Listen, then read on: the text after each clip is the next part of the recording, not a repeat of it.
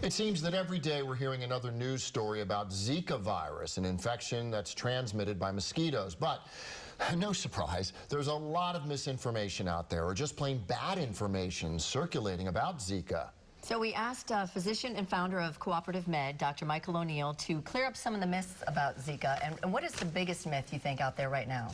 Well, I mean, it seems that every year we're having to discuss an infectious disease pandemic. Last year it was Ebola virus. This year it's Zika virus. A lot of information on the internet is good, and then some of it is not so good. You know, there's several myths out there, and we're going to try to troubleshoot a few of those today, with one of the biggest myths probably being that the virus cannot be transmitted from a female to a male.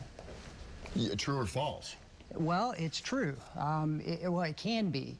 The 99% of Zika cases in the United States are travel-related. So they come from an individual in a high-risk area who's been infected by a mosquito bite, travels back to the United States. Less than 1% of cases are related to sexual transmission, and most of those are male to female. More recently, there was a case in New York of female-to-male transmission, so that does occur. Okay, and now we're dealing with, in the state of Florida just recently, there are now a couple of cases of Zika that are not travel-related. So is this blowing up? Is this getting worse? Should we be concerned, sitting on our front porches, getting bitten by mosquitoes, as we so often do? It is a concern, but again, if you look at the total percentage of confirmed cases, those represent a very, very small number of individuals.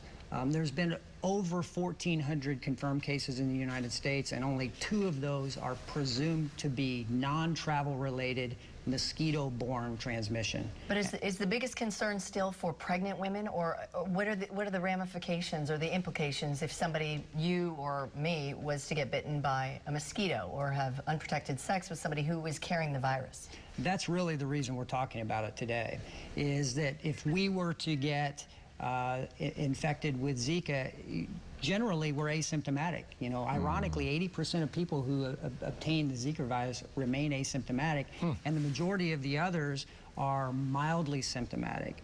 So the risk really is for the transmission in utero in a pregnant female, because there are certain complications that can occur to the fetus that can be devastating. So let's talk about that. Microcephaly, a birth defect where a baby's head is significantly smaller than expected. Is it definitively proven to be caused by Zika?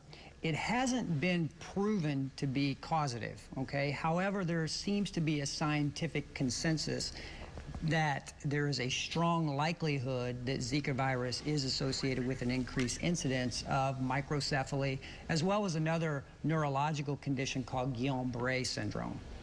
Okay, and I wonder too, how long is the incubation period? Say a woman does get Zika, if she travels to, I know a lot of the athletes going down to Rio for the games are concerned about that. Sure. How long is the incubation period? Is it going to be in her system for years?